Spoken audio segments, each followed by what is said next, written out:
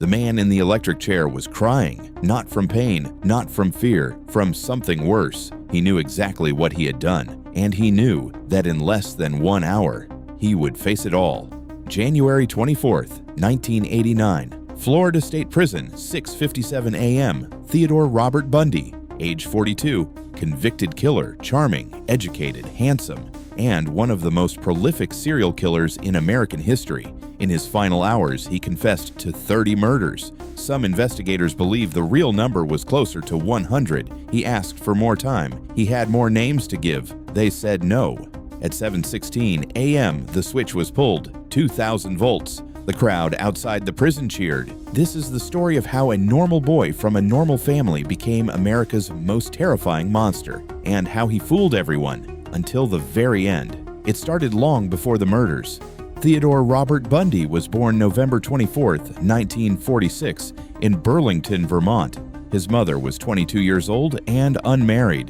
In 1946, that was a scandal. She hid the pregnancy from her family.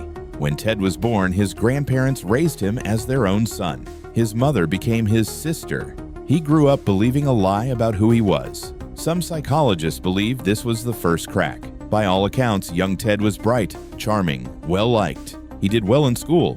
He had friends. He volunteered for political campaigns. He worked at a suicide hotline, talking people back from the edge, a future full of promise. But behind closed doors, something else was growing. Neighbors later recalled finding him as a small child standing over sleeping family members with a knife in his hand, smiling. He laughed it off as sleepwalking. Nobody questioned it. Nobody ever questioned Ted Bundy. By his 20s, Ted Bundy had everything society said made a man successful. He was studying law. He had a serious girlfriend. He was active in politics. His supervisors described him as one of the most impressive young men they had ever met. Ann Rule, a true crime writer who worked alongside him at the suicide hotline, later wrote that he was the last person she would ever have suspected. Kind, patient, gentle with callers in crisis. She had no idea she was sitting next to a killer. In 1974, women started disappearing in Washington state. Young women, college students, pretty,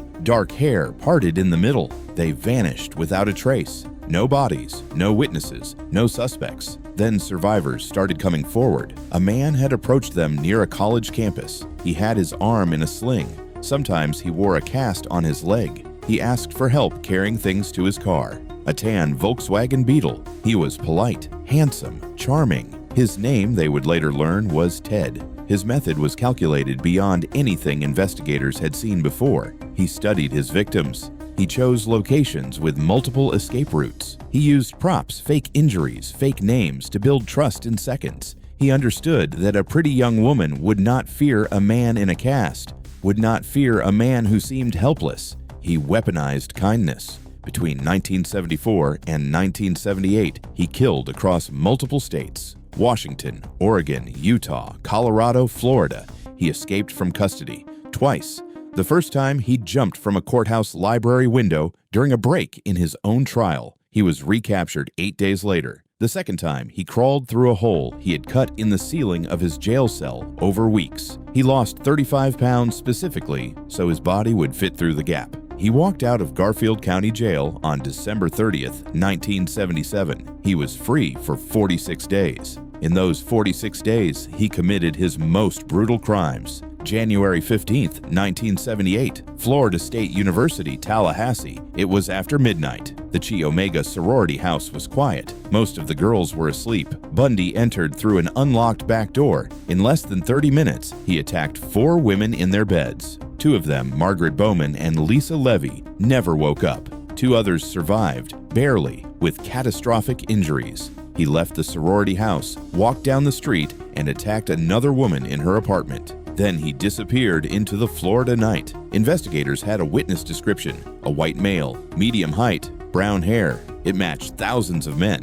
But Bundy made a mistake. He always made one mistake. On February 15, 1978, police officer David Lee spotted a tan Volkswagen Beetle driving slowly through Pensacola, Florida at 1 a.m. He ran the plates. Stolen. He pulled the car over. The driver ran. Officer Lee chased him on foot and tackled him to the ground. "I wish you had killed me," Bundy told the officer. He was 31 years old. He had been free for 46 days. He would never be free again. The trial was unlike anything America had seen before. It was the first trial ever televised nationally in the United States. Millions watched, and what they saw confused them. Bundy was charming, articulate. He represented himself in court, cross-examining witnesses, making legal arguments, smiling at the jury. Women sent him love letters, marriage proposals. One woman later married him during the trial itself, using an obscure Florida law that allowed verbal marriage declarations in court. She believed he was innocent. He was convicted on all counts, sentenced to death.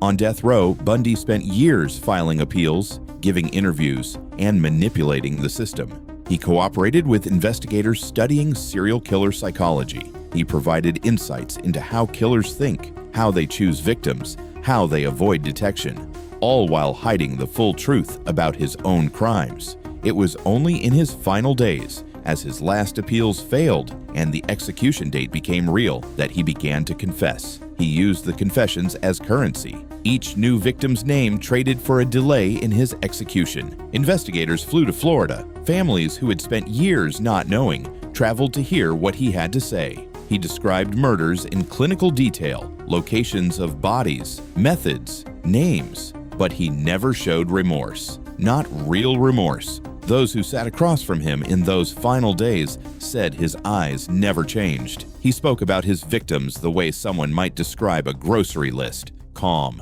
organized, empty. The night before his execution, he gave his final interview to Dr. James Dobson, a Christian psychologist. He blamed pornography. He said violent material had fed something dark inside him and turned it into something he could not control. Psychologists largely rejected this explanation. It was, many believed, one final manipulation, one final attempt to shift blame, to make himself the victim. He had been doing it his entire life. At 6:57 a.m. on January 24, 1989, Ted Bundy was led into the execution chamber at Florida State Prison. Outside, thousands of people had gathered. They held signs. They cheered. Some had driven hours to be there. He was strapped into the electric chair. He was asked if he had any final words. He said, "I'd like you to give my love to my family and friends."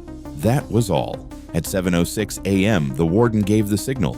At 7:16 a.m., Theodore Robert Bundy was pronounced dead. Outside, the crowd erupted. In the years since, investigators have worked to identify additional victims. Bundy confessed to 30 murders across 7 states between 1974 and 1978. But the true number remains unknown. Some victims were never found. Some cases were never linked to him officially. Some families never got answers. Ann Rule, the woman who sat beside him answering crisis calls, spent the rest of her life trying to understand how she had missed it. She never fully could. Ted Bundy was not a monster from a horror film. He was a law student, a volunteer, a son, a man who held doors open and remembered people's names and made everyone around him feel special. That was the most terrifying thing about him. Not what he did, but how easy it was for him to hide it, in plain sight, for years. From everyone. The electric chair ended Ted Bundy, but the questions he left behind